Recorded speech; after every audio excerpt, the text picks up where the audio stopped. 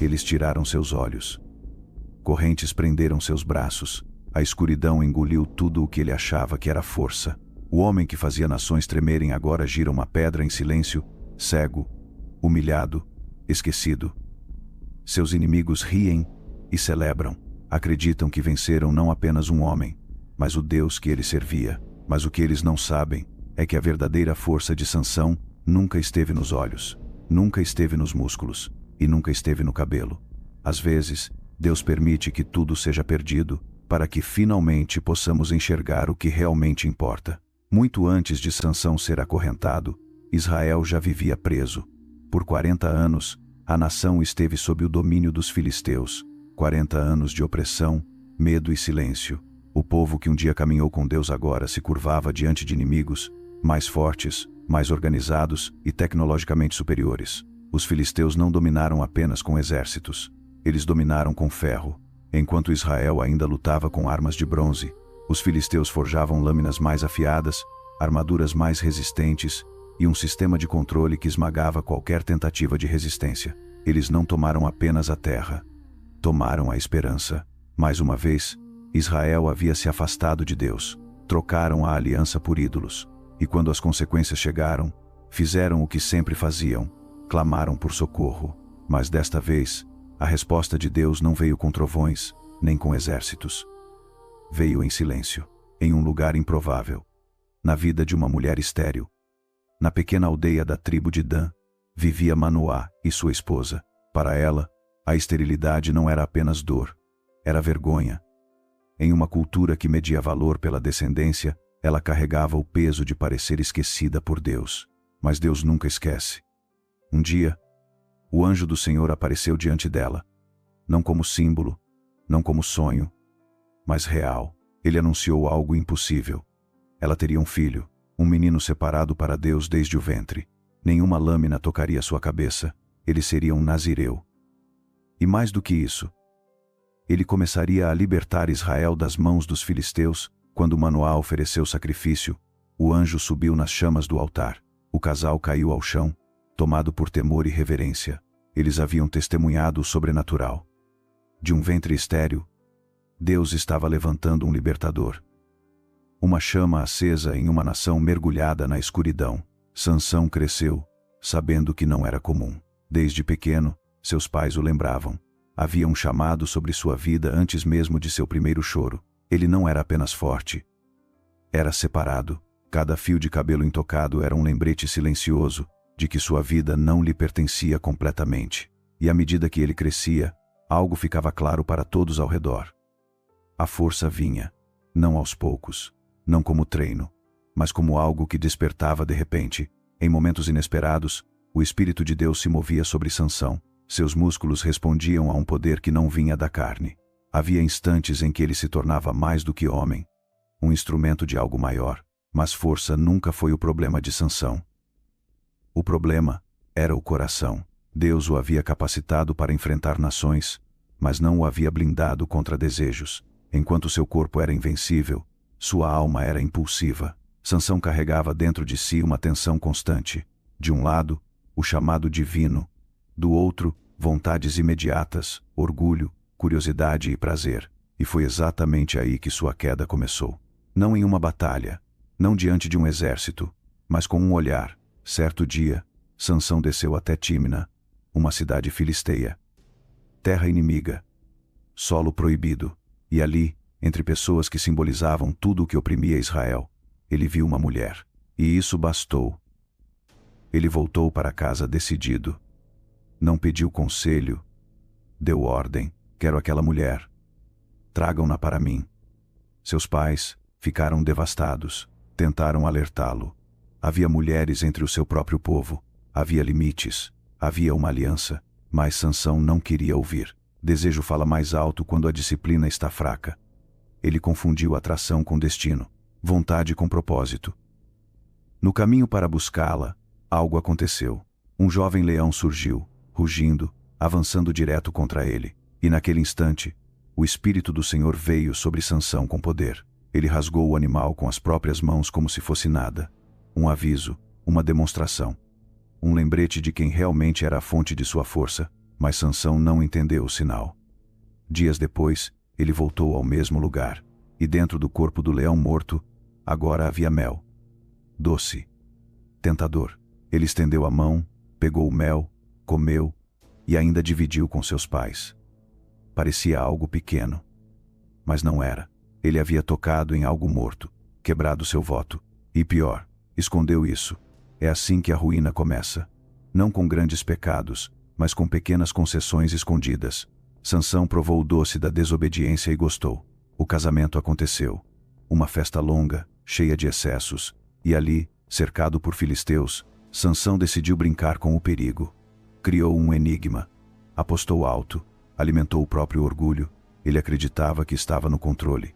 Mas orgulho sempre abre portas que a sabedoria manteria fechadas. A pressão aumentou. A mulher que ele desejava começou a pressioná-lo, chorando, manipulando, questionando seu amor, dia após dia. Até que Sansão cedeu. E no momento em que confiou o segredo, a traição aconteceu. O que veio depois foi uma sequência de violência, vingança e perdas. Mortes, fogo, campos queimados. Pessoas inocentes pagando o preço de decisões impulsivas. Sansão venceu batalhas, mas perdeu relacionamentos. Derrotou inimigos, mas se afastou ainda mais do propósito. E sem perceber, o libertador começou a se tornar apenas um homem forte, sem direção. A solidão crescia, a raiva aumentava, e o coração se tornava cada vez mais vulnerável. Sansão ainda tinha força, mas já estava espiritualmente cansado, e isso o tornava perigoso para si mesmo. O tempo passou, as batalhas continuaram, a força ainda vinha, mas algo dentro de Sansão estava se desgastando. Ele havia se acostumado a vencer sem obedecer, a usar o dom sem honrar a fonte, e isso cria uma ilusão perigosa. A sensação de que nada pode dar errado. Foi então que ele desceu ao vale de Sorek. Ali, Sansão conheceu Dalila. Ela não aparece como uma ameaça. Não surge como inimiga. Ela surge como refúgio. Talvez Sansão estivesse cansado de lutar. Cansado de ser observado. Cansado de carregar um chamado que exigia mais do que ele queria entregar. Dalila não precisava ser forte. Ela precisava ser paciente. Ela o ouvia, o fazia sentir-se desejado, e aos poucos, foi ocupando um espaço que nunca deveria ter sido entregue. Os governantes filisteus perceberam nisso uma oportunidade. Onde exércitos falharam, o afeto poderia vencer. Eles foram até Dalila com uma proposta silenciosa e perigosa. Uma fortuna em prata em troca de um único segredo, a fonte da força de Sansão. Dalila não confrontou, não ameaçou. Ela perguntou: "Diga-me, de onde vem sua força?" Sansão riu, brincou com a verdade, mentiu, disse que poderia ser amarrado com cordas novas. Depois, com laços. Depois, com seus cabelos entrelaçados. E todas as vezes, ao ouvir o grito: "Sansão, os filisteus estão aqui", ele se libertava com facilidade. Cada fuga alimentava seu orgulho. Cada vitória o convencia de que estava seguro. Mas Dalila não desistiu. Ela usou a arma mais antiga da humanidade. A dúvida emocional. Como você pode dizer que me ama se não confia em mim? Dia após dia. Noites seguidas. Até que Sansão se cansou. Cansaço espiritual é mais perigoso do que fraqueza física. Exausto, vulnerável, querendo paz, Sansão fez o que jamais deveria ter feito. Ele abriu o coração, revelou o voto, revelou o símbolo. Revelou o que representava sua aliança com Deus. E naquela noite, Sansão dormiu.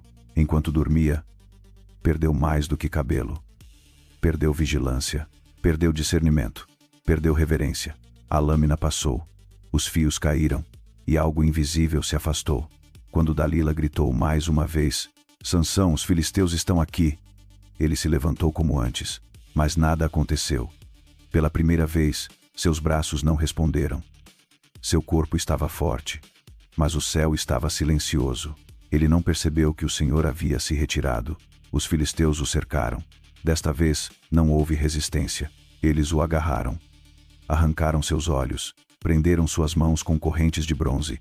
O homem que carregou portões agora era conduzido como prisioneiro. Levaram-no para Gaza, o mesmo lugar onde ele havia humilhado seus inimigos. Agora, ele girava uma pedra. Cego, quebrado, reduzido a trabalho animal. O riso ecoava ao redor. O silêncio crescia dentro, mas algo estava acontecendo naquele escuro. Cada passo repetitivo, cada giro da pedra, cada noite sem luz, era uma conversa que Sansão nunca havia tido com Deus.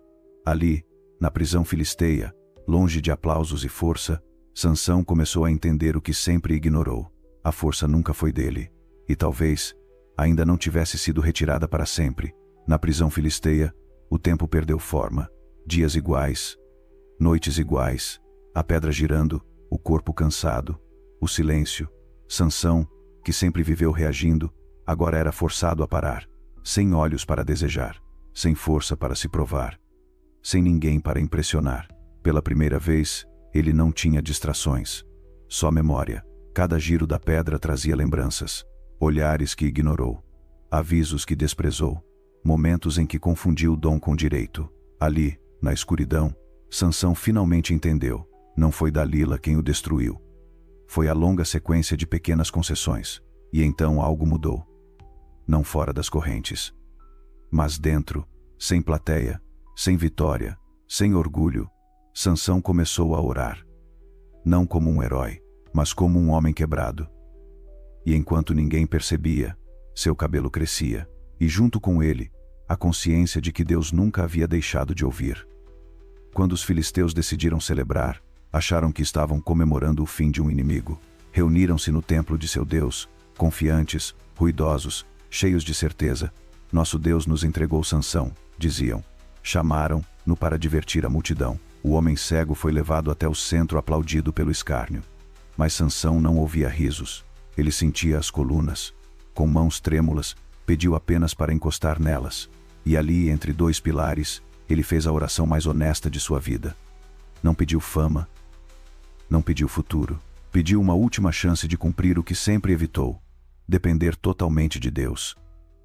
E Deus respondeu, não para exaltar Sansão, mas para cumprir seu propósito. Com um último esforço não da carne, mas da entrega, Sansão empurrou. A pedra cedeu. O templo desabou. A vitória veio no momento em que ele já não lutava por si. Sansão morreu ali, mas não derrotado. No fim, ele foi mais forte na fraqueza do que em toda a sua força anterior, porque só quando perdeu tudo, ele finalmente se rendeu. E às vezes, é exatamente assim que Deus termina uma história. Não com glória humana, mas com redenção. Se essa história tocou você, escreva uma palavra nos comentários. Não para explicar, só para marcar o que esse momento despertou. E se você conhece alguém que está lutando em silêncio, compartilhe esse vídeo com essa pessoa. Às vezes, uma história chega exatamente quando alguém mais precisa ouvir.